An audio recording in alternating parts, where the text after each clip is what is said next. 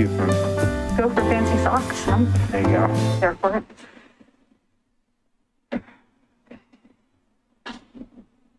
Alrighty, so we are on air. So welcome everybody to our work session. I don't have a work session thing in front of me, and I don't have my computer up and running, but I think our first thing tonight is Clackamas City's Nicole. Clackamas City's dinner. Yeah. So, good, thank you. Go for it, Nicole. All right. Not much to update.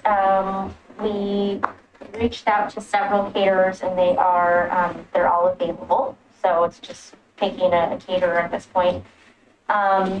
And then we're hoping to finalize that in the next couple of weeks. We did reach out to the Masonic Lodge a couple of times. We haven't heard back from anybody yet. So Scott and I are tossing around some ideas of where else in the downtown area we could maybe do that. But if you guys have any thoughts or ideas or desires. So we can't do it at the library space? We're actually having that conversation. We have a new director.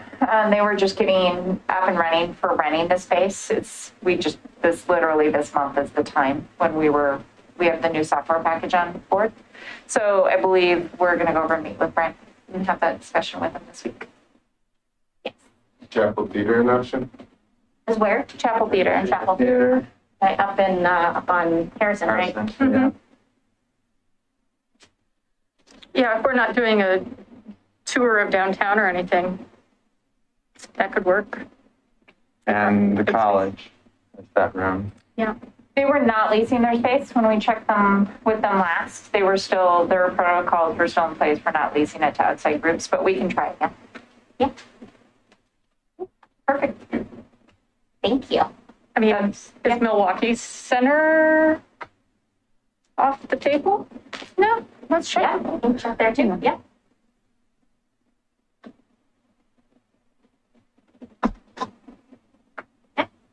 Well, and if COVID keeps being an issue and we still want to try and do this, we can try and do the pavilion next year if we keep getting canceled out of this. So we can do it next July. Nobody signed up for it. It might be fun to get people outside. Remind me what we said our program was going to be?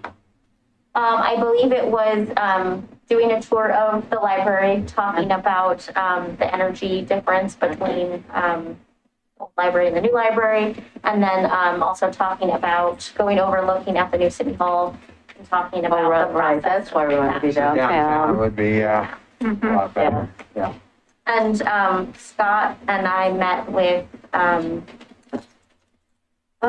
Katie and oh my gosh, they're not today. My brain stopped working. Kim? Yeah. Anna? Jana, thank you. Yes, I knew it wasn't Kim, it was Jana. And we talked about also possibly doing like a cocktail hour at the library, starting over there and then walking over if we were doing it at the Masonic Lodge. So if we can't do the whole thing at the library, we might still be able to do something like that. Sounds good. I guess downtown, I mean, it would be way too big, but it would allow for plenty of social distancing, would be like the Waldorf gym. I was wondering that today too, actually, and that was on our list. That's one of the places that we were talking about. Maybe reaching out to. Yeah, they've done lots of events for us. They're under construction now, but maybe that'll be done by October.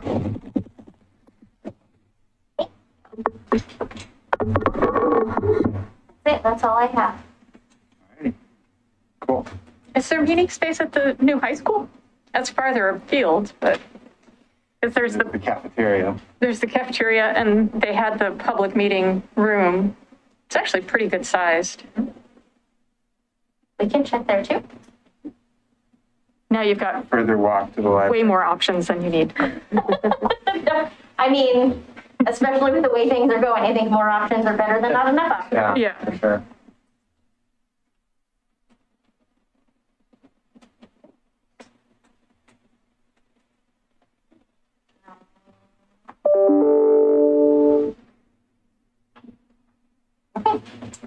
Is that it for? Yep. Okay, all right. Great, thank you. Want to- All right, our next item is our broadband study. 5 final report, which will be kicked off by our finance director, Bonnie Dentz. Good afternoon. I'd like to actually introduce to you Dave Stockton. He's with Uptown Services, and he's going to give you a full report of the broadband feasibility study that we completed in this last spring. So I'm going to turn it over to you, Dave. I'm going to start the presentation. Okay, thank you. Good afternoon, everyone. So I'm Dave Stockton with Uptown Services. Neil Shaw is the other principal that was involved in completing the study. He's on vacation today, so it will just be me presenting. I believe that you've received our full report in the agenda packet. This evening or this afternoon, we're just going to go over a very brief synopsis of the study, just so that we have time for conversation and just to give you the highlights of our findings. So let's go to slide 2 and look at study objective and scope. So these are the tasks that we're charged with in completing the study. I want to just focus on kind of the 4 cornerstone elements of the study, and that would be the market research and stakeholder outreach you see in task 4. We'll go through a couple slides summarizing the market research. And then next on task 5, potential partnership options, looking at potential business models. So with municipal broadband, there are a number of business model types, ranging from owning and operating the entire system to outsourcing to a full partnership with minimal investment involvement. Next would be item 8. We'll talk about the network conceptual design and the importance of that in understanding the capital budget that would be required to construct a network of this nature. And then finally, we'll look at the financial analysis and the results of what we see there. On the next slide, slide 3, this is an extract of market research. So we surveyed just over 1 in 10 households in the community. So we had a very good participation rate in the survey. One of the things that we asked about was areas for improvement with broadband today among residents. And as you can see in the red, the total sample there, 40% mentioned lower prices, followed by 27% mentioning increased speed. And do you know, So sorry, and do you want questions during this, or do you want us to take notes and ask you afterwards? I'm fine with questions during. So when they say lower prices, meaning what? What are they paying? Well, we have what they paid. So they did state what they paid, and that's, I don't have that in the executive summary that we're looking at today, but that is in the full report. And so here, this kind of matches the themes that we see. So there are really themes here of access, so having access to robust broadband, and then also affordability.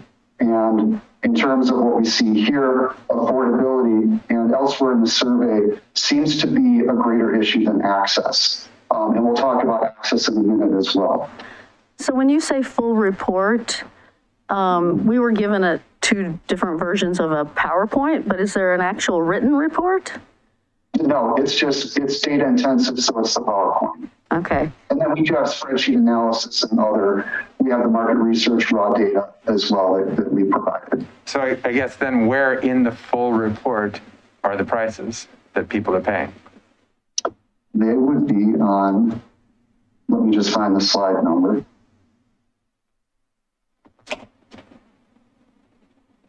Go to slide 11 in the full report.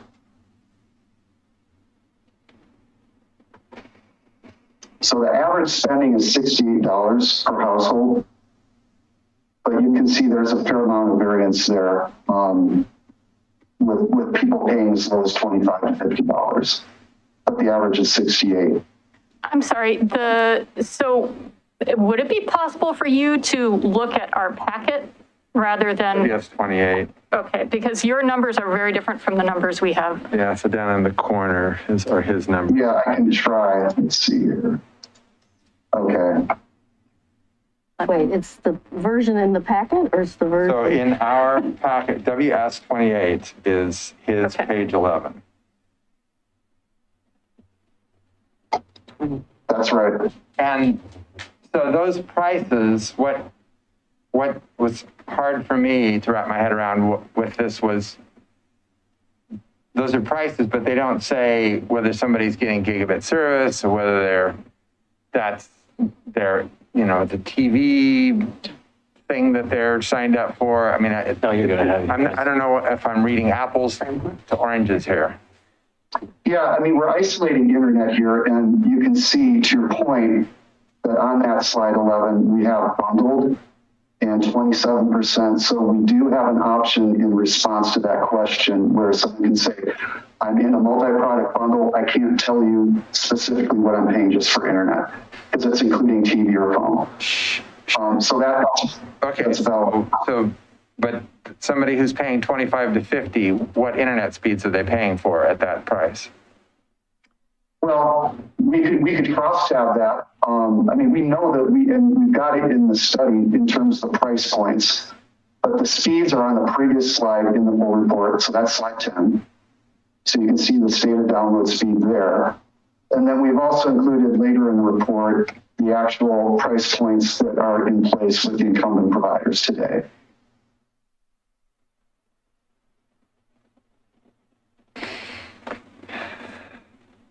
Okay. Going back to the slide you have on the screen, there are two colors, but nothing explains to us what the two different colors are. Yeah, I do that just for a little extra insight. So the red is the total sample. So that's the entire sample that participated in the survey. The orange is those participants that indicated that they would definitely subscribe to internet if this was offered. And sometimes, so the intention there is if you did proceed and offer this, that customer base that would be most attracted to this offering would be responding a little bit differently than the total sample. So then am I understanding that a person who listed lower price as their reason for being interested in something else was not the same person as the person who said increased internet speeds? I think the way I interpret this is just that among those who probably or definitely would subscribe, that there's a little more desire for higher speed than the general, population, if you will. That's how I interpret it. But were people limited to one answer? And I guess adding your numbers up, I think they were limited to one answer, right? Yeah, on this one, we did limit to one answer because we wanted to identify what's most important. Most improved. Yeah. And so what I can tell you is compared to other communities we've done the same type of research in, I think you're skewing a little bit more towards a need for lower price than increased internet speed. And I think that's a function of both the fact that there is, generally speaking, pretty good access available in the community today from the incumbent providers, combined with seeing some affordability issues in the community. And you'll see that in a couple slides as well. So I want to pick this apart a little further. So if they were only allowed one answer and the orange means that they would be willing to switch or would be interested in switching, I'm getting a 94% that would be willing to switch of the people you spoke to. No, that's not the right way to do it. It's just looking at those survey respondents that said they would definitely switch. What is their ranking or what's their priority in answering this question? It doesn't translate to what's your purchase intent. So it's just still looking at what you see as the top need. And among those who say they would switch, the top need is still low price because it's 40%, but that increased speed does gain in importance, but it's still not the top need. So that's it. The 40% that's orange and the 40% that's red are two entirely different numbers. They are. They're coming from a different set of sample, correct? Okay.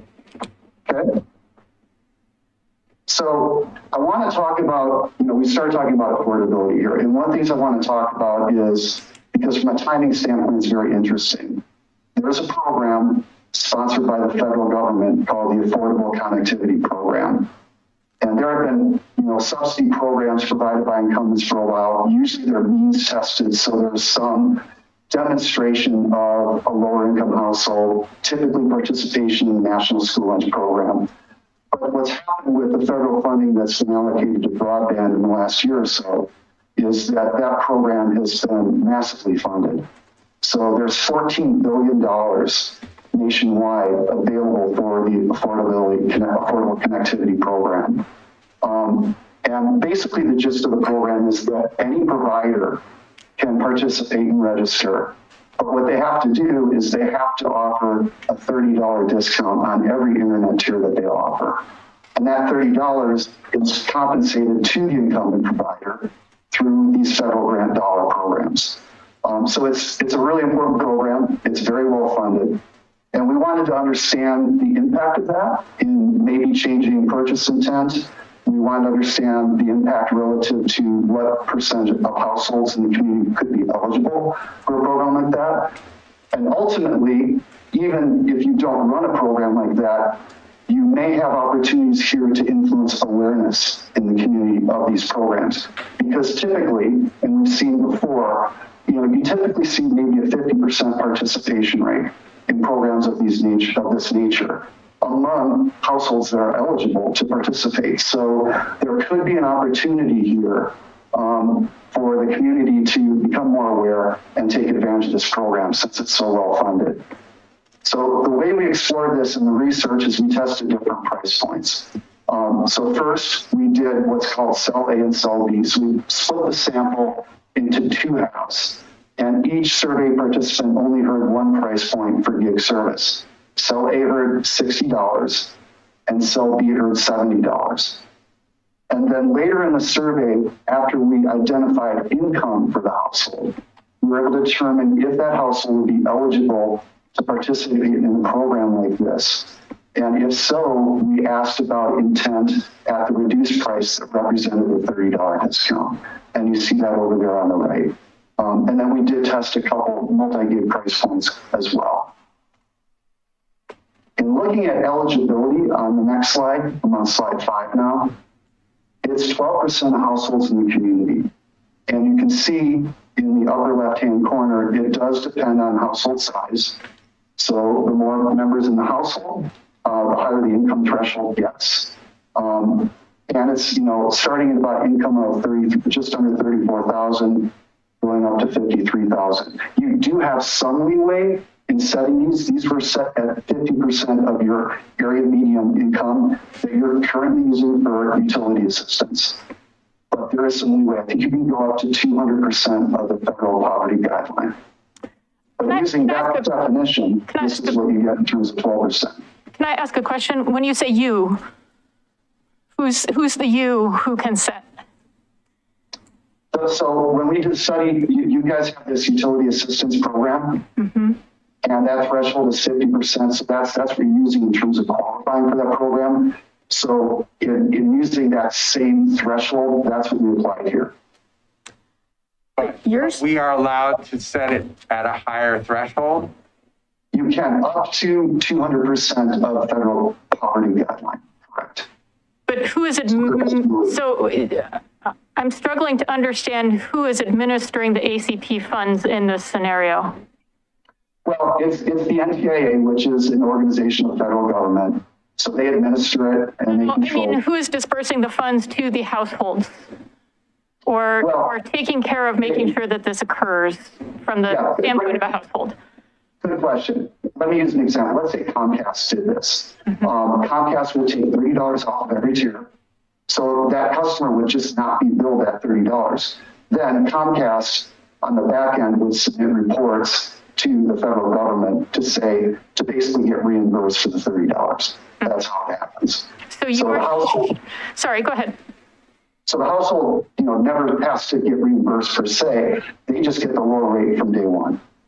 So the context of this information on ACP eligibility is you are saying if the city were to pursue providing broadband of some sort, this is what it would look like, and we could set the threshold at up to 200%?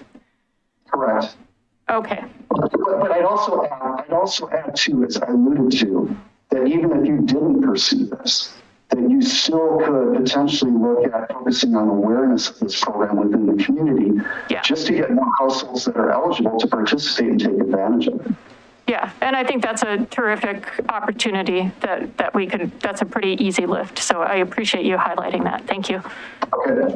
You weren't saying that, I mean, when you started out saying we could set the limit to 2 times federal poverty lines, that's only if it's our program. That's not, we can't dictate what Comcast pays and CenturyLink pays. Yeah, very good point. They're just doing these numbers, these income thresholds that you've got on the chart. Yeah, and you know, they have, I don't know if they're doing any ACP or if they're doing it in certain markets, I don't know. What I do know is they've run programs before where they've done a very low speed internet tier for like $10 a month. But the beauty of this program, in addition to how well funded it is that it goes across every tier. So, you know, a lower income household is not forced down into like a 20 meg tier for $10 a month, but instead could get a much higher speed tier, like 100 meg, and get a much, you know, a really nice price point because of the $30 discount. Mm-hmm. But yeah, it's a fair point in that, you know, you can't control that piece. You could probably influence awareness, but you can't control the design of the program that the incumbent is offering. So whether the threshold is set at 50 or 200, the dollar figure doesn't change. That benefits the household. Correct. That's right. It's just, if it's ACP, it's just $30. And again, and I think they were wise in requiring that it's offered for every single tier that provider offers. So they can't just offer it at the lowest speed tier. Yeah. But do the providers have to offer it? No, they don't have to offer it. They're not forced to. And do you know if our providers in our area are offering it? I don't. I know Comcast, as I mentioned, has offered a different kind of program, which was just, you know, a cheap $10 internet service. I don't know if they're formally doing ACP. Comcast does, because I had Comcast, I left, but they do offer that program. The problem is, so whatever speed you get, right, and that rate you pay, if you go over that speed, if you go over a terabyte for the month, and what the issue is that everything's streaming now. So you got to think of how fast you eat up a terabyte. There's just me, my wife, in our house, and a little baby, and we eat up a terabyte like it's nothing. Well, so yeah, you're talking about data cap, right, and that is an issue. If you go over that, they've charged you an extra $10 for every 50 gig you go over. If you want to go unlimited, guess how much the fee is? The same $30 they deducted from your bill. So it negates it. That's the problem. Yeah, I agree. well, and just to go back, your slide 10, RWS 27, internet access speed by income definitely shows that, you know, lower income people have, you know, Yes. way less speed. I mean, there is yeah. Do we have any leverage to get Comcast and we only have 2 providers here, as you probably know, Comcast and CenturyLink. Do we have any leverage to get them to do this? That's really hard. You know, even with franchise agreements, they don't cover that kind of thing. So the short answer is not really. You know, I think in communities that have ultimately wanted real leverage, they've decided to proceed with some kind of, you know, offering of infrastructure investment in the community. And there's various ways to do that. But I think that's really the only true leverage that you would have, unfortunately. Okay. Okay. Just real quick, I do know that like the cell phone companies are now starting to provide 5G internet to households. Mm-hmm. So we got T-Mobile, and with a phone plan, they'll give you, it's $30 a month for over a gig speed of internet, and it's unlimited. Mm-hmm. If you don't have a phone plan, it's $50 a month for over a gig speed. It's $65 for Comcast, and you get 300 megs download speed. Mm-hmm. Just so we know the difference. So maybe partnering with a company like T-Mobile or Verizon would put some pressure on these other companies to reduce their prices, or doing our own internet, which is what we're talking about now. Well, and I think that's all stuff we could ask staff to do a fairly simple, analysis of what the offerings are and who's offering them Right. in the area. Okay, should we move on to purchase intent? That's on slide 6. And so, as I mentioned, we did the 2-cell design. So if you look at the left graph first, and you see the 3 columns, the leftmost column is the resulting purchase intent stated for 1 gig at $60. And the levels that you see there are the response. So we ask about purchase intent, and you can see on the legend, there's 5 possible responses. In research, this is called a 5-point Likert scale, where the options are definitely would subscribe, probably would subscribe, might not subscribe, probably would not, definitely would not. And you can see that at $60, we had 74% of respondents indicate they would definitely probably switch. And then at the higher price point, we do see price elasticity of demand come into play, no question. And so that erodes a little bit down to about, looks like 59%. Okay. And then on the far right, we did ask about voice service as well. Many municipals do indirectly include voice. They typically resell a voice provider. They don't actually get into the voice business themselves, but that's a pretty common model that we see in municipal broadband. Over on the right on the pie chart, we asked for those that stated they definitely or probably would switch. We asked the primary reason, and we offered an option of more capacity, lower price, or prefer the city, prefer a different provider. And you can see the options again. So more capacity and lower price, pretty close, followed by prefer the city.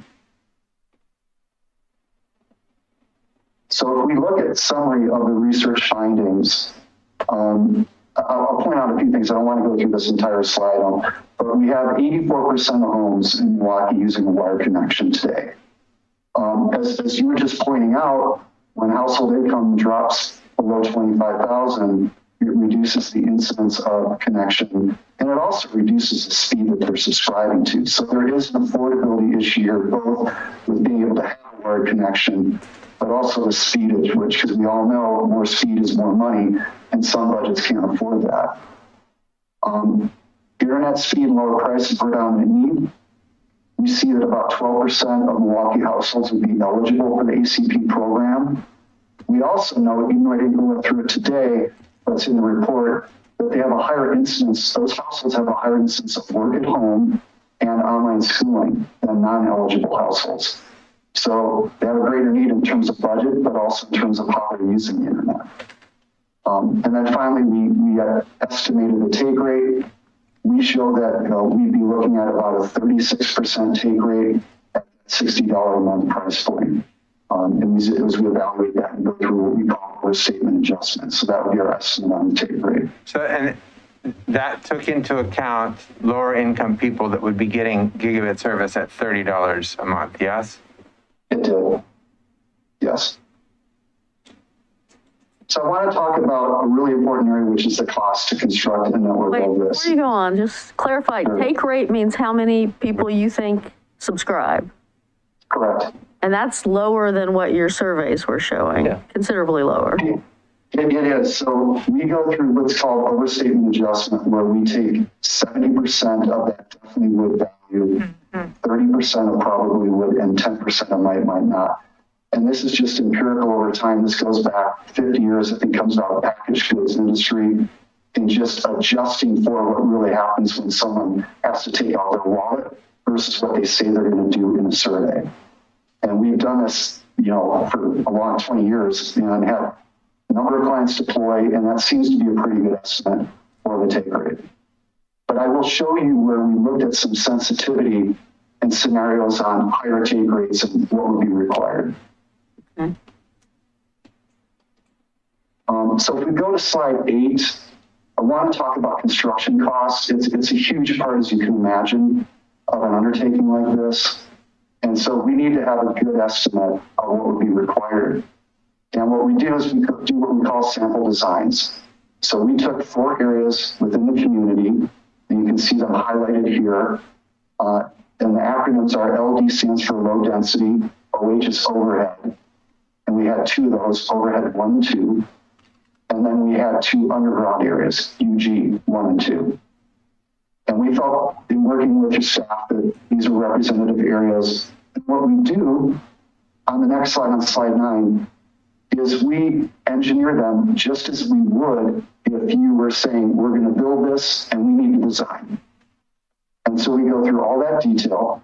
And here's an example. This happens to be underground area number 2. And you can see, kind of see the premises here. You can see the routing of the fiber. And then you have, network access points. Those are the green squares, and drops going into all the homes. And so this is what it looks like in terms of how you design a network of this nature. What that does when we do that is give us the metrics that you see on the right table. And so we get all the key, metrics regarding the number of passings, passings per mile of plant, materials cost, labor cost, and then gives us total cost per passing. In this area, the cost per passing was $4,600. So this is one of the high end. Total cost to build up. Nicole, can you change the view so that we can actually see that whole bit? Thank you. And I didn't quite hear or understand what you were saying just now. It was both. Okay. So the design is on the left. Yeah. And once we have the design, we use really sophisticated fiber designs software. It's called ArcFM. And it gives us, it outputs the metrics that you see on the right in the table. And so we can look at a specific area. You can see the boundary around this area where it's pink shaded. And the metrics on the right reflect that area. And so the key thing for us in getting the pro forma, the right capital expenditure number, is that total cost per passing number of $4,602. What does per passing mean? It means the cost to construct to pass every premises that you see here, whether that would be a residence or a business. And you're saying you're passing it because it means you're ready to connect it. If that resident calls you up and says, yes, I want to get connected, hook me up. Then all that's left is you do a little drop, which is the fiber that goes from the lines you see here and into the home. And that's the last piece. So that home isn't actually connected yet, but it's passed and ready to be connected. Mm-hmm. So Thanks. I have 2 questions. One's going back to the earlier conversation. I'm sorry, but it occurred to me after we passed that. When I asked you the question that the 36% took in the $30 off that the people at 50% of the poverty level would be getting, you said yes. If that was increased to 200, One was area median income and one was federal poverty level. okay, so that's, I got confused on that, so thank you. So if we increased it, if we were actually utilizing the federal program at the 200%, that many more people would be getting $30 off a $60 gigabit service. Does that change the number significantly? Well, here's the thing. So we've got different denominators here, I believe. So your guideline on your utility assistance program, you're setting at 50% of that area, that AMI metric.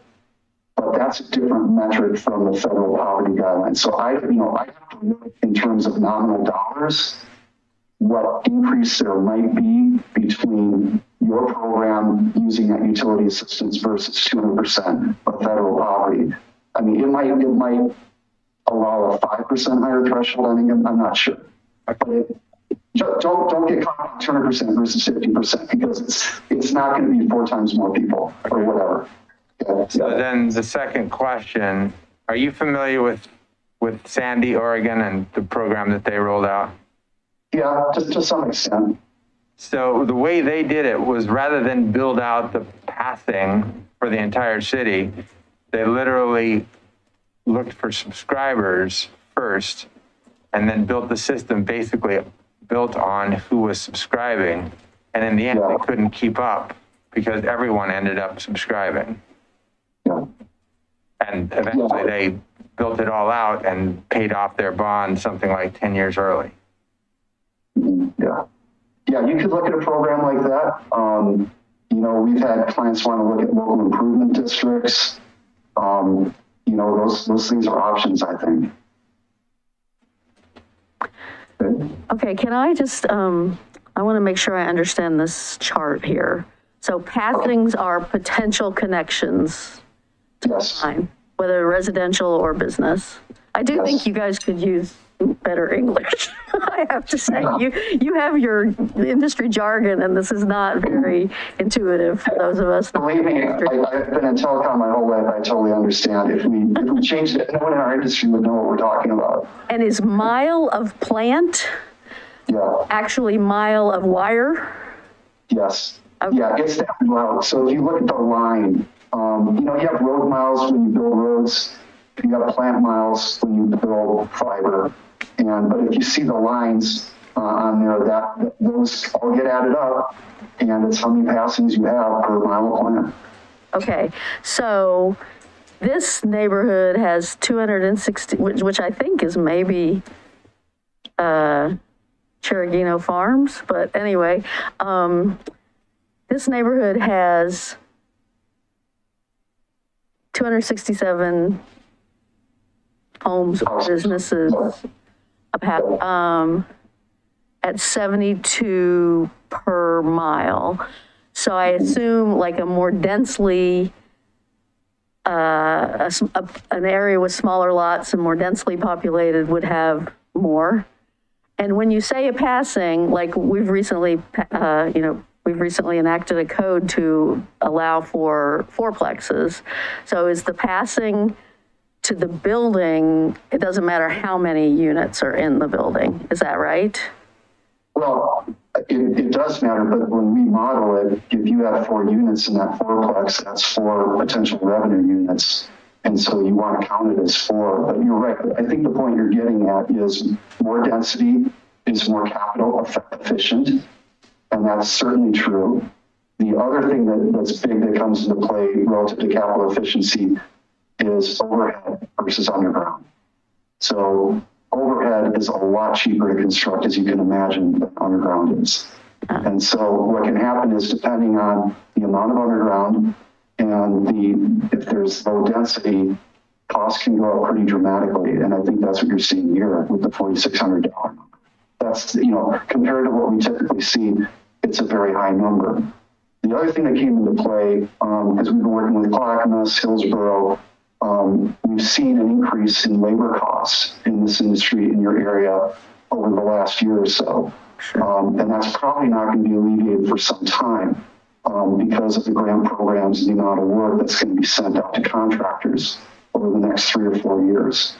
In addition to that, there's increased material costs with supply chain problems and everything else. So we've taken that into account because luckily we have clients that we're talking to that are, they're doing upgrades and doing construction, and we can get current numbers. But to us, that's a very high number right now. Okay, and what does no drops mean? It means total materials without drops. We're just putting that on there because we, in the pro forma, are budgeting for drops separately from the construction budget. What are drops? Drops are the final little piece of cable or fiber that goes from the sidewalk in front of your home or the little pedestal that's there into the home, and then, connects to your inside. Oh, that's the individual connections. Okay, Yeah. got it. Yeah. Got it. Yeah. Okay. Usually you don't put those in until someone says, I want service. Right. Yeah. Right. Okay, thank you. You bet. So if we look then at total capex, it should be on slide 10 now. We see it as about just under $28 million for the construction over a 5-year period of time. I'm sorry, what's a CAPEX? CAPEX is capital expenditures. Okay, that one is totally on you guys. Yeah. Thank you. The other one is OPEX, so operating expenditures, but it's your capital budget. And then there's operating expenditures as well. But it's a big number too. You can see that, over 19 million of it is network construction. So it's all that labor that we just looked at to get it done. And then there are other pieces that come into play. You've got back office systems, which is software, fixed equipment vehicles, contract installation. FTTP ONTs, let me describe that. That's fiber to the premise, optical network terminals. Basically, they're fiber modems. So it's like the cable modem you get from Comcast, except it works on fiber instead of coax going into it. And so you have that, small little unit in your home. You can integrate Wi-Fi into it, et cetera. And then there you can see we're separately budgeting for the fiber drop itself, empowering, et cetera. But you're at about 28 million in terms of initial investment. But that's to build out the whole network. No, that's that little area, right? That's your. No, this would be the entire community. This is the entire community based. So this is the undergrounded version or the aerial version? It's going to follow whatever the current distribution network looks like. So if there's area available, we assume that you're going to be on that pole in overhead, and we budget make-ready costs for that. But if it's underground, then we're assuming you're underground and constructing that way. And this is a composite rollout to do both throughout the entire community. Now, I think that you're almost all underground, if I recall. Well, No. We're mostly, no. So the county's backbone is, yes, entirely underground. The current people, both Comcast and CenturyLink are predominantly, they have backbones that are underground, but the network is predominantly aerial. Okay. yeah, I would have hoped that you got that data from the city. I don't know any numbers, but I would guess it's like 70 or 80% aerial. And that's why that example you gave us, I was wondering why we didn't see the example for an aerial neighborhood. Yeah, so if you're interested, you can look in your packet at our slide number 68. And from that, we are overhead at, underground's easier. Underground, we show at 25% of the community and overhead at 75%. Yeah. So I was wrong. This is stuff Neil does, so I'm not the best at this piece, obviously. But yeah, that reflects what you just said. So, okay. So if we now switch to business models on slide 11, this is what we looked at. I won't go into all the details here, but under wholesale, you can do what's called a public-private partnership, or even public-public partnership. And you basically share the project. And the intent here is that typically private sector partner is the one operating the system. And you may have some shared ownership of the asset or not. There are private sector operators out there that will invest and fund the entire project, but they're pretty selective in communities they're going after. So there's a range. There's no one model for public-private partnership. But the key theme is that you're really not operating the broadband system. You play a role, but you don't operate. And then on the right, under retail, you do operate. And there's really two flavors of that. On the far right, you own and operate. You do everything. The one on the left next to it is you would own it, but you could outsource to SandyNet or Hillsborough or someone else that would operate it for you or operate parts of it. And we like that model. It can be really efficient in terms of operating expense because you can take advantage of staffing and other investment that community has already made, and they can just leverage it to your benefit. And it helps save you money as you're growing in the early years. So those are the models. Now we get into, on slide 12, the financial results. And I mentioned that it's an expensive build. And so the cost of construction is high. So on slide 12, we're looking at cash flow after debt service. And what we're looking at here, I'll point a few things out. The orange columns are your initial capital expenditures. So you can see during the first 5 years, you've got that heavy capital outlay while you're building out the network. The blue is your operating income. you can see you go positive with operating income in year 4, and then you maintain a pretty healthy operating income throughout the term. The problem is debt service. So assuming that you'd be using debt and bonding to fund this, you've got debt service, interest is in the red, principal is in green, and that's overwhelming the operating income over time. And so your resulting cash flow, including debt service, is the white line, and you can see it's marginally negative, and it's not staying positive or gaining to positive. So I'm confused by the assumption that the income would be flat. Every city that I've seen do this has started out decently and grown pretty dramatically and pretty much knocked out most of the providers that were there at the time, because the prices are so much better and the service is so much better. So I'm confused as to why you are assuming it's a flat income for the entire 20 years. sure. Well, because costs go up too. And so, we're not looking at revenue here. And we're conservative with revenue. I think it's important to do that. But this is operating income. And so we've used, your salary structures, we've used your overhead loadings, including benefits for employees, annual raises, all of that comes into play. And so we realistically need to understand how much your costs go up over time as well, including costs for bandwidth, et cetera. So it's not so much that, revenue's not doing anything. It's more so that, the revenue's not growing faster than the operating expenses. And you're weighed down by this really big initial outlay of capital and debt service that, now we've got higher interest rates as well. And it's having trouble, handling that amount of debt, given the amount of revenue that we think is available. And it really just comes back to that cost per passing, and it's really high. So, but yeah, could this be a little too negative? Possibly. We try to be very conservative. I will say that we've had, a bunch of clients deploy. We've never seen one really kick out the incumbent. We've had some get to, 45. I'm Pick sorry. out the incumbent. Oh,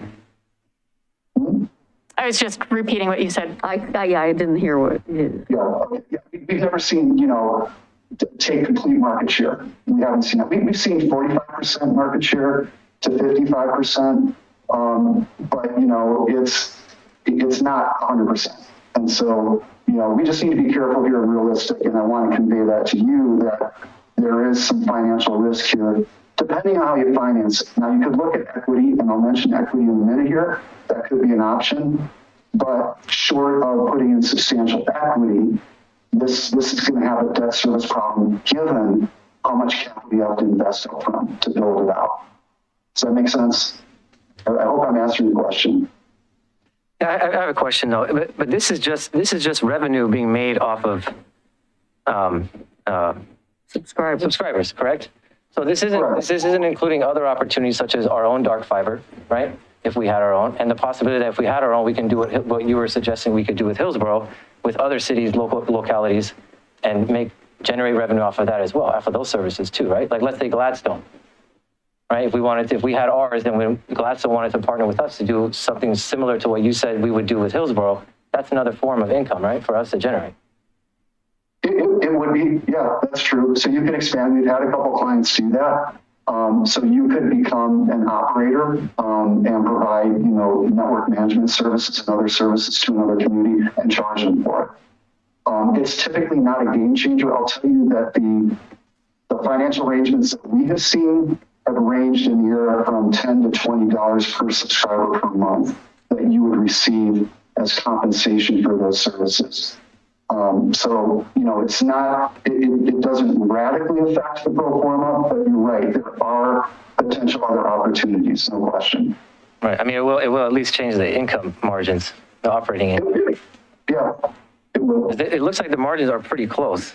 We're not that far off from expenses based on what your graph shows. So that income could make all the difference based on your report, potentially. Yeah, I can give you a feel for that. I know exactly where you're going, and we call it sensitivity analysis. So we did look at that a little bit. So I can kind of give you some numbers on that. So if we go to the next slide, we kind of start talking about that very topic.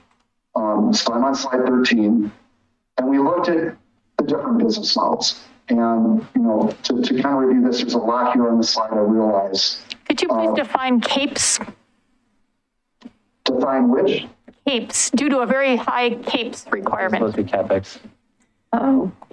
I hope you remember these comments for the future. Okay. I didn't, maybe I don't understand what I'm saying. What word did I use? Due to a very high CAPES requirement. It's the very first line on the slide.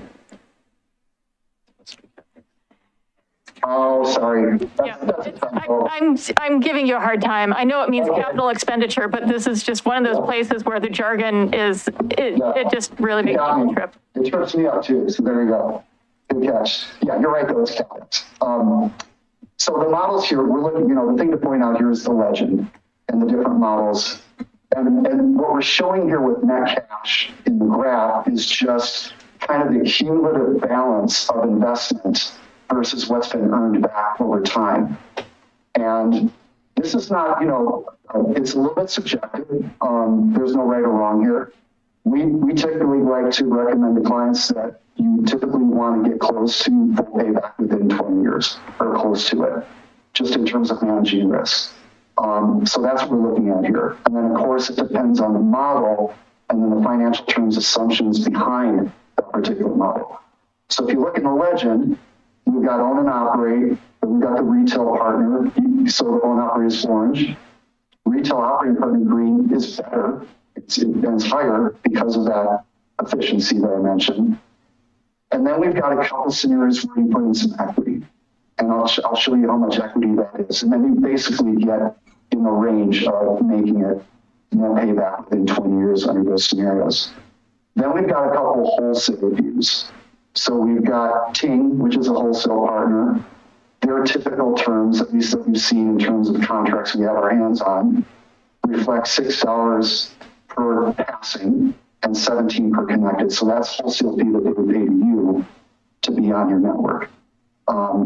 And then we've got some other, there's a muni partner model as well that we looked at, different example, but that again would be what you get paid. And then I looked at higher amounts. So with both of those under Ting, you'd have to improve the terms from 6 and 17 to 10 and 27. And under the other model, it represents someone I don't want to name, but that one represents going from $41 to $65. So it just comes down to, would you be able to attract a partner at those kind of financial terms? One thing we talked about in this study is potentially issuing an RFP to accept partnership proposals of this nature and see what kind of financial terms could be proposed. So that's something that could be looked at. We can't really have a full answer here, but we can give you a feel for what it would take given the investment that would need to be made. And all of this assumes an uptake of 36%. Correct.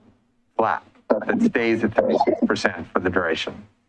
Yeah, and so we do cap it, we do. Now, what we see in the real world, I'll admit, we do see nominal growth, but it gets very, very nominal.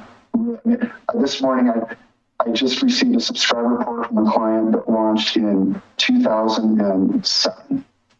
And so I still see their monthly subscriber reports. And they're a 45% take rate on the internet now. After all those years, 14 years or whatever it is, they're slowly going up. So it's within a range where it almost doesn't make sense to model, in my opinion. So you just got to be careful about that. Sorry, that's you said that was another municipality? Or what it was. Was it? Okay. In Tennessee. Yes, in Tennessee. What Sandy's are? Now, to your point, okay. I will, on the bottom of slide 14, I did model what the take rate needs to increase to. And it's 46%. Sorry, I couldn't hear what you said. Yeah, if you're looking at slide 14 on the bottom, I'm just kind of cutting to the chase because you're asking about this exact topic, which we did look at. You need to go from 36% to 46% to attain, to fix that one chart where operating income wasn't keeping up. That's what you need to get to. And so, that may be feasible. It depends. But there's a little bit of risk there in terms of, that number and, how quickly you need to get there. And it's one of those things with a pro forma where, it can't take you 15 years to get there either. So, you want to either bond or put in equity or get a grant, whatever funding vehicle that you're going to set up, vehicles that you're going to set up front. And then you don't want to have to keep contributing over time. You want it to be. So that model also assumes that we spend the entire $28 million immediately. Well, yes and no. Immediately in terms of you would start the build and you would proceed without pausing.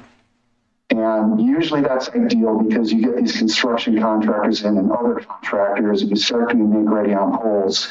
And stopping and starting really wreaks havoc. And it can affect your partnerships and demands for more compensation. We've just seen that in the real world. You can do, phases, but there's downsides to that too. The other thing, as I mentioned to earlier, at least for the next few years, you're going to be competing with all these grant-awarded projects. And it's going to be harder to get contract labor. And so, keep that thought in mind too. And, sorry. Oh, go ahead. Did you analyze business uptake? We did.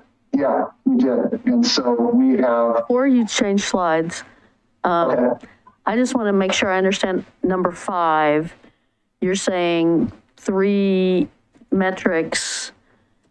Would any one of those 3 changing make it pencil, as it were? Or you're not saying all 3 have to change? You're saying any great one question. of those 3. And you're right. It's any one of these 3 changes to the number that we have here with the others holding constant, then you're there. Okay. Correct. Okay. Yeah.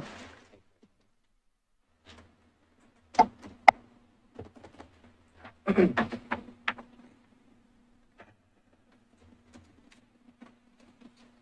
searching for the business take rate in the big report, which takes forever. So you did survey some of the businesses? We did not. And I'll explain that in a minute. So for business,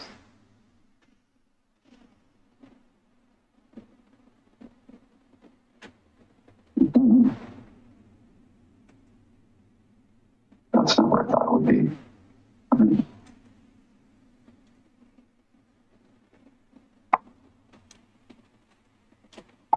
Interesting ones.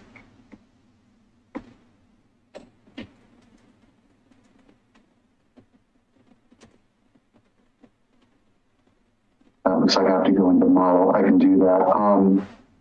So let me answer your question too. So on business, we have business including complex business and large business. So there's revenue stream associated with that. Well, we've done research in small business. In telecom, what you typically see, and it's called mass market, is residential and small business look very similar in terms of take rate. The price points are higher, and we do have higher price points for business. But take rate's going to be very similar typically. So when we've done it before for clients, it's kind of been not really the best use of their budget in terms of also doing small business research, because you pretty much find out what you need to on the residential side, if that makes sense. Okay, so in the model.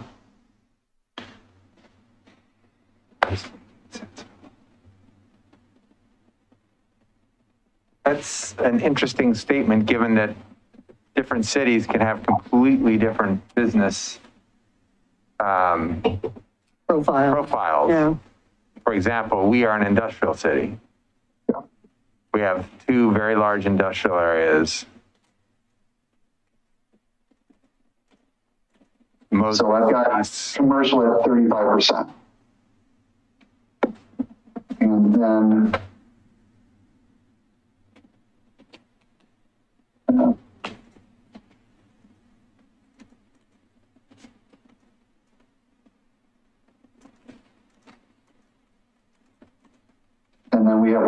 high capacity in there as well, which reflects, and it's not, I don't know it's necessarily called industrial, but there are business types that tend to use higher capacity. They want dedicated fiber connections, and they don't want to share bandwidth, and they'll pay $1,000 a month for their data connection, or sometimes more.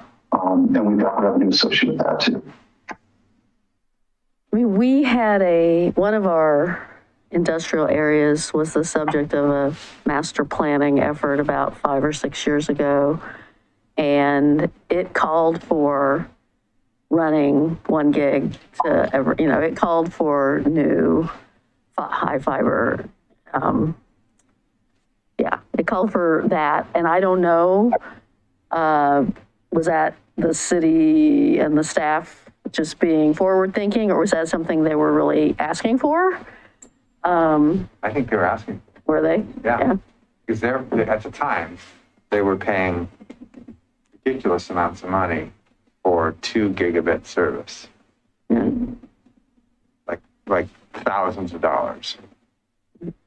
And it looks Typically in markets like yours now, in a lot of markets, they're pretty well served by the incumbents in terms of being able to get direct fiber. Pricing's still a little bit high, but we've tracked the percentage of businesses that have 20 or more employees. There's a firm that studies and publishes a national report, and they've been doing that for a long time. I remember when we first started looking at that, it was 20% of those business locations had access to fiber, and now it's about 75% or something in that range. So it's really changed with incumbents targeting that segment of the market.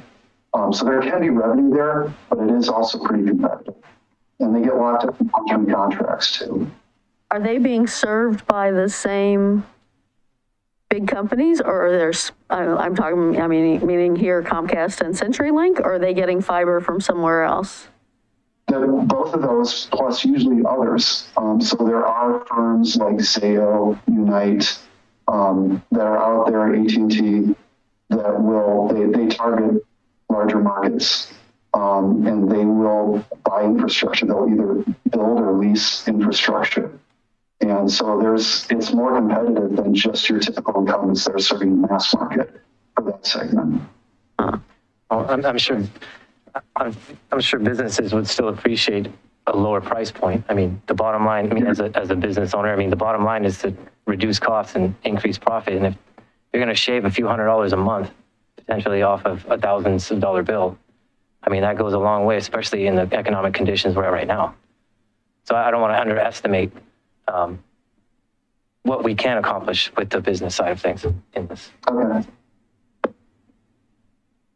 Not saying, you guys know better than we do. You've been doing this a long time. I just think that, I don't know. Yeah, your point's well taken. And I'll tell you what I've seen happen. Because I've actually, for clients of influence, sometimes I've sold this stuff. They will take it, you're right on price, but the other angle in that can be even stronger is provider redundancy. And so if you can come in and be the third provider, there are businesses out there that want 3 or 4 providers. And they look for provider diversity and route diversity. And depending on your routing and that physical diversity element, that can be very attractive to them.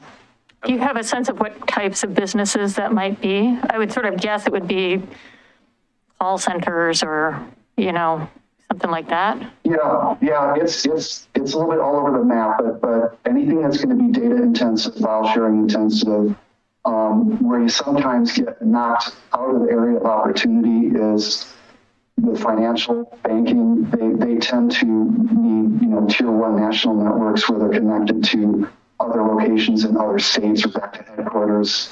They'll be on what's called this large MPLS network. And if you're just the community and you can't go beyond that, that can be a problem. But it's out there. It's a lot of businesses, but it's pretty sticky because there are long-term contracts. Mm-hmm.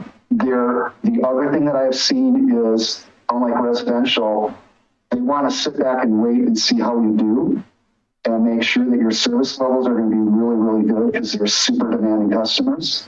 And so, it can take them 5 years to build up the confidence to give you a shot. So there's that piece as well. Thanks. 5 years is better than 20. Short. So going back to your page 68 of your longer spreadsheet where you have the 4 neighborhoods that you studied, the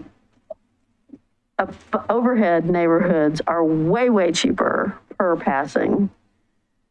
I'm kind of, I guess that, yeah, anyway, I'm a little surprised by how big the difference is, but they're way, way cheaper and they do add up, as you said, to 75% of our city.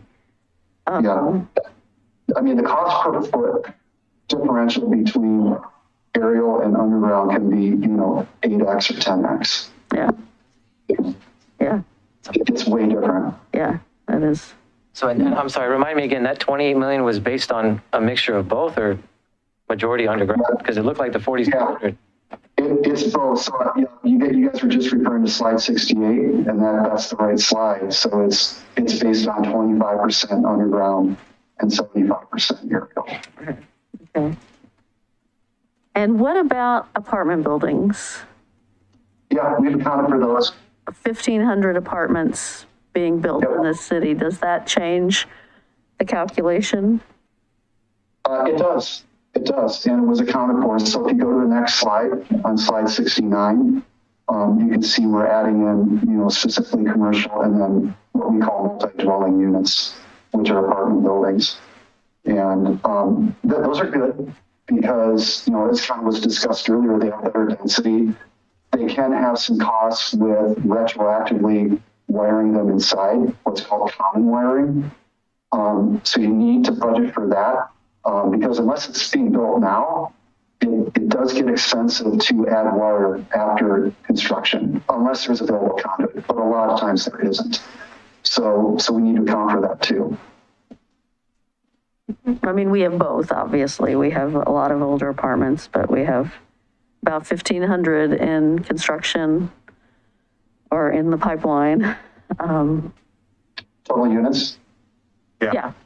Yeah. Good.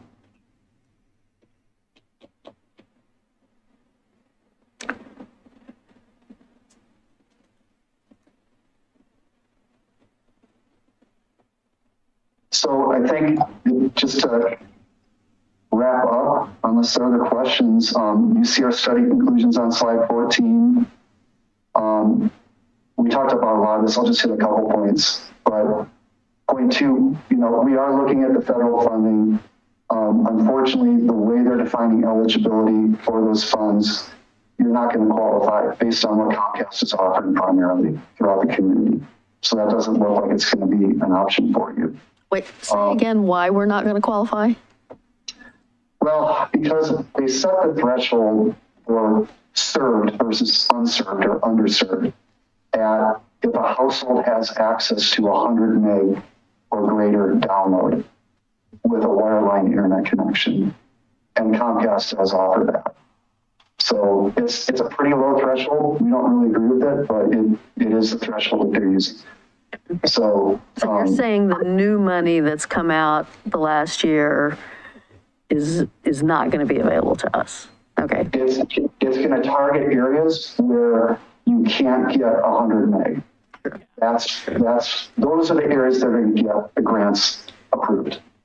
And in the infrastructure bill in general, around broadband, it was pretty clear that they're looking to service rural areas and to really integrate those rural areas and rural communities into the digital age.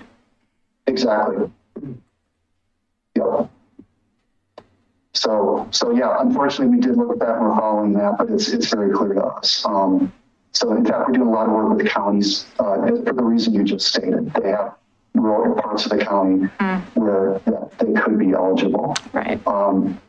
So if I look at point 4 here, well, let me go to point 3. I think you could do an RFP if you want, and I mentioned that on the final slide. Typical to what partnership terms we see, it looks challenging, but you never know. I mean, there are all these partners out there. Every example is different. It's so customized now. And so I think it still could be viable to explore that further. But I think an RP would be the best vehicle to actually get numbers put together and see what they think it's worth. And then point 4, equity funding can take about 18.5 million. And that would offload enough of the debt service that you'd be cash flowing with positive operating income. And then we mentioned the sensitivity analysis, point 5. You'd have to go from $60 to $90 on the price with the same take rate, or you'd have to have a really dramatic drop in construction costs. I personally think construction costs is a thing to monitor. If that would settle down to maybe where it was 2 years ago, that could look good. And as I mentioned on the last slide, on slide 15, you could see how, as the grant program winds down, what happens with that spare capacity for labor and all these contractors. And maybe there would be some relief on pricing that you could take advantage of. You're not in the grant picture anyway, so timing-wise, you probably don't want to get caught in that because things are going to be a little bit inflated for a while here. And so I think about that piece. So I'm looking at, slide, your report number 72, you're talking about CenturyLink. It looks like, according to this, they're not offering gigabit service, but they are. Well, I think what they call as the 940 is their gigabit.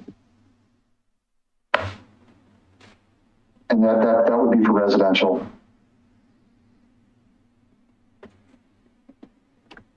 Can you explain the equity piece a little more? What do you mean by equity? What I mean there is, when we looked at that one slide that showed that operating cash flow wasn't keeping up with debt service, one way to solve that would be to reduce the amount of debt service by borrowing less. And if you put in, your money and borrow $18 million less, you would alleviate enough debt service to where this could work financially. If we had 18 spare $1 million laying around. And we've had clients do that. We have had that happen. So it's a number worth knowing. What's that? I don't think that's us, unfortunately. Okay, yeah. It's not most clients, that's for sure. But it has happened. But it's a number worth knowing. And then we've had, with Clackamas, we talked about a local improvement district. I just think, in your case, it would work better if there were greater need on access. You definitely have an affordability need for certain households, but I don't think you have a broad enough need on access for something like a local improvement district, to be candid. But that's what equity is. So I just want to make sure I'm understanding your last 2 points here. You are saying that 4 years from now is about when you think things might settle down and become more affordable, and that would really be the time at which, if we were interested in doing something around broadband in the city, that would be the time to really revisit this. Am I understanding that correctly? Yeah, okay. You are. Yeah, you are. And keep in mind, there are timeframes on completion for the grant-funded projects, and that's being driven. That's where this 4 years is coming from. Right, yeah, So, all of those infrastructure bill dollars are get it done, get it done. That's Yeah. right. Yeah. And so you have some certainty around that, which is nice. And we would certainly hope the cost structures relax. Mm-hmm. Okay. Well, thank you. You are, as far as I can tell, about something I don't really know a whole lot about, extraordinarily knowledgeable, and I really appreciate your ability to delve into your experience in other communities and around the country to illustrate the data from this study, because that was tremendously helpful to me reading through the slides over the weekend. I was not getting there in the way that I am now. So thank you for adding that. Okay, well, thank you. I appreciate that. Yeah, just as feedback, as reports go, this was less than ideal. I've been on a council now for 10 years, planning commission before that, served on probably a dozen different commissions and committees over those years. and this is one of the less intelligible reports going in that I've had. A lot of it was terminology that you don't provide a, what is it called? A glossary, I guess, for what those terminology are. It was a very rough report to read.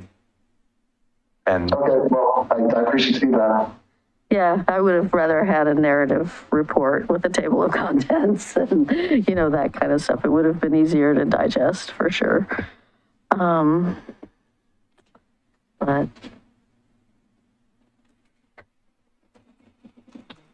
I appreciate it. Yeah, just appreciate your time. Yeah, it was, you know, again, I'm not going to harp too much on it because it's already been said, but I do wish we would have looked at other options. You know, if the Sandy model is something that was feasible, I don't understand why we didn't look at that, at least to see what that would take. And yeah, that's all.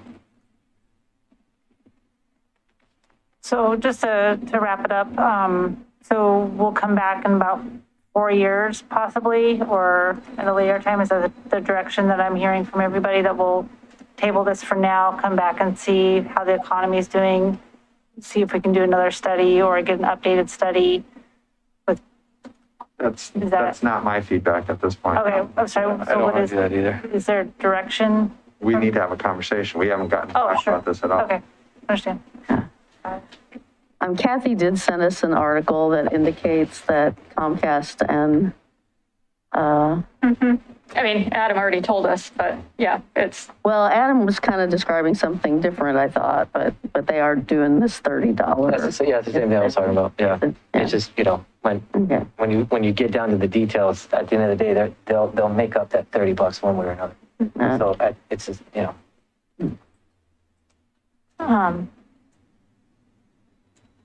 Okay, are we through? Anybody else have any, no more questions? Okay, appreciate it. Thank you. Thank you so much. thank you. Yeah. Okay, thank you. Bye.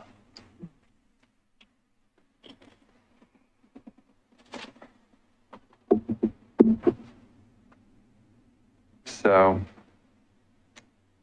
I mean, my interest in this subject, which has been an interest since before Sandy did it, and really peaked after Sandy did it so successfully, is that this day and age, decent internet service is not a luxury item anymore. You can't apply for a job. You can't do anything without internet service. And there's a whole lot of folks that don't have decent internet service. Probably less so than when I first started pushing for this, because they can't afford to live here anymore either. But there are still a significant portion of the population that does not have access to decent internet. That was well proven during the pandemic, because there were so many kids that not only didn't have the technology, didn't have the laptop or whatever, which the schools ran around and tried to provide, but then they didn't have the decent internet to be able to cause that stuff to function.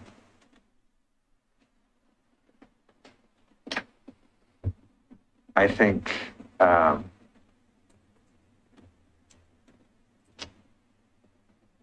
we're obviously in a slightly, well, a somewhat different space than Sandy was. They did it early, so they had the advantage of the labor not being completely flat out.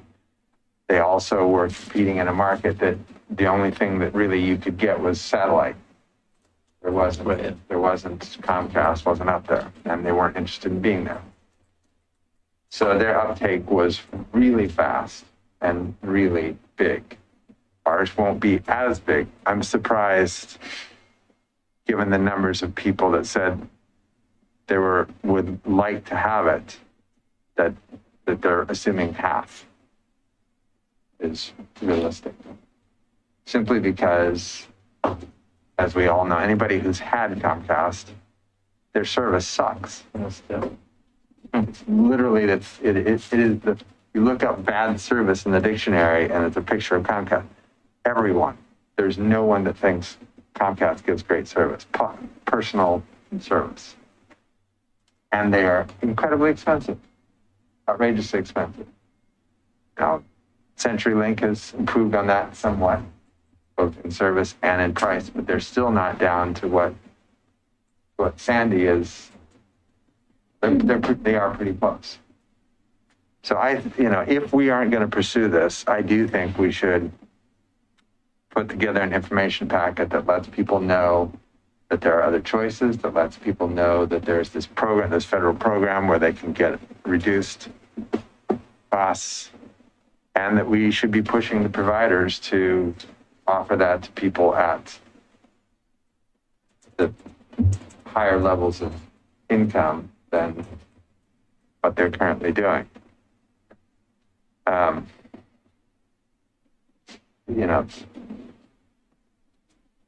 The data the polling data that we got was so hard to access that I can't sit here and pick apart this report. It was that unintelligible. We got a lot more information in the conversation than we did out of this report.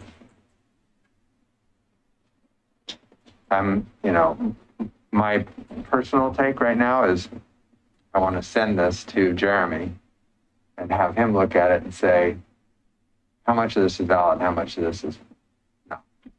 Who's Jeremy? He was the council president that caused Sandy Net to occur. Oh. And he currently runs Yeah. Clackamas County. I was trying to figure out who you meant in the city who was named Jeremy. No. I was like, no, I don't know Talking who about that is. the internet expert in Clackamas Yeah, County. gotcha. Because I think that the uptake difference between their assumed 35% and the 46% that it would require to pencil.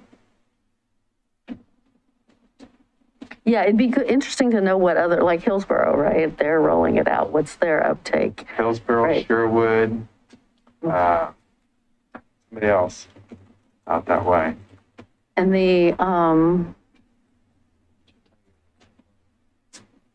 I would want to know more about this program, and are they still doing what Adam was saying, which is capping your use for your $30 discount?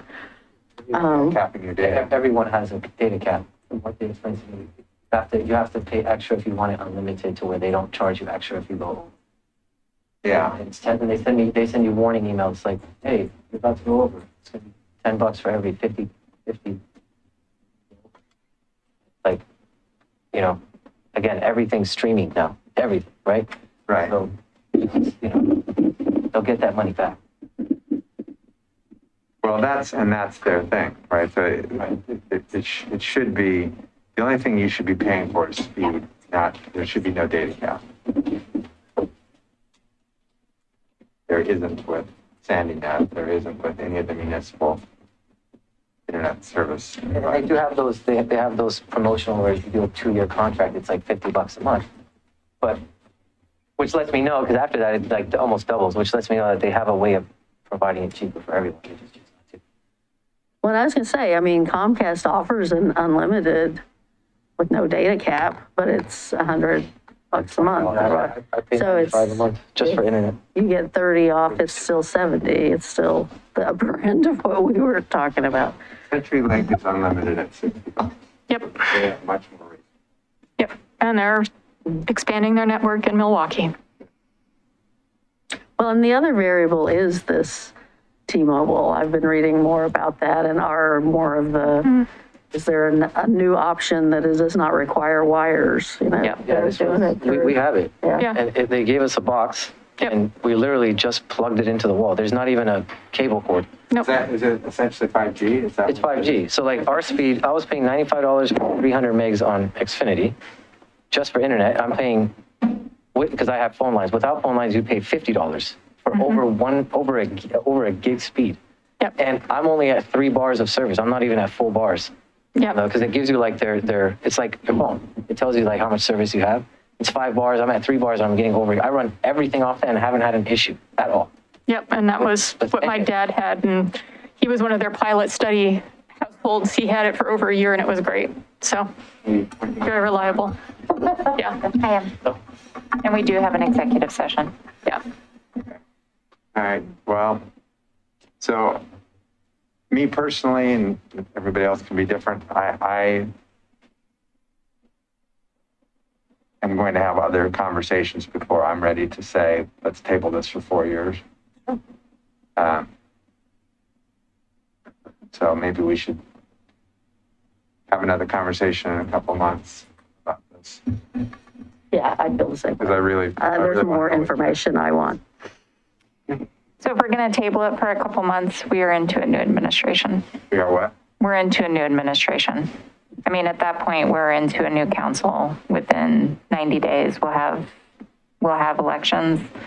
So if we're going, I'm on for that, but I think tonight is kind of the night if you all want us to do something. Otherwise, I'd recommend that we ask the next council. And then have them sit through that again, because this is not intelligible. No, I think that I understand that, believe me. You and I spoke about my struggles with the same report. I think the bigger issue is I'd like to know where the next council wants us to be going generally. This is a significant amount of workload. It could be a great one. It's not a comment that you can't go down the path, but it would need to be one of the priorities of the city. When we agreed to do this, when we recommended even to you that we do the study using the ARPA funds because we could, it was because we had one-time money that we weren't going to be able to get somewhere else to do this study. I'm glad that we've done it. I'm glad that we've done this research, and I think the video will help a future council member better understand what the options are at that time. I just don't, this isn't a small lift. If we're going to go down this path, it's a 6-year lift of a lot of moving parts, and I would just recommend that at that point, if we're waiting several months before we're coming back and having this discussion, that we wait until we're into the new council. Well, he didn't say several months. He No, I said said 2 long months. enough that I can meet with Jeremy and he can read this. I mean, you're still the mayor. You get to put things on the agenda, so. I do think I'm not asking for staff to do anything else, but I think there's my own research I would like to do. And it sounds like the mayor feels the same way. So I don't want to kick it indefinitely. That's where I'm at too. I don't want to, I know it's a lot of work for staff. You guys got so much going on, but with what we have, I'd like for us to be able to go out there and kind of do our. We can absolutely place this back on the agenda for a discussion. I do not have a staff person who can staff it, so we'll place it on for September or October, and you guys can have the time. Cool. I will say that I think Adam's making some really good points, that this is a rapidly changing landscape in terms of what's available out there. So I appreciate the enthusiasm, but I have some concerns about if our goal is to help our low-income families in Milwaukie. My sense is there may be other ways to do that. That would be lower cost. So I think we should be doing that regardless, even if we said, go tomorrow. We should be doing that because we're You were not gonna asking for build my out opinion. For 6 months or 6 years, so.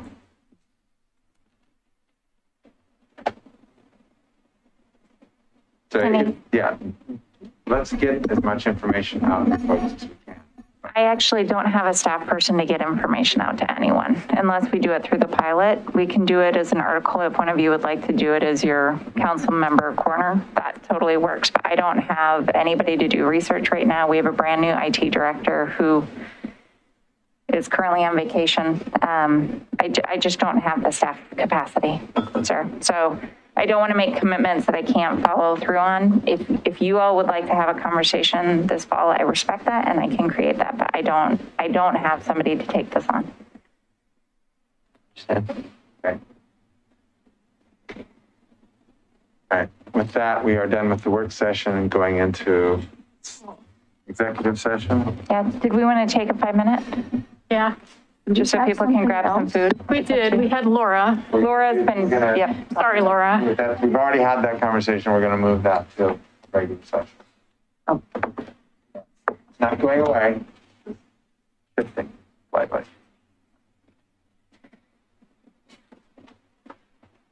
So we're going to, 5-minute break. Okay. before we do executive.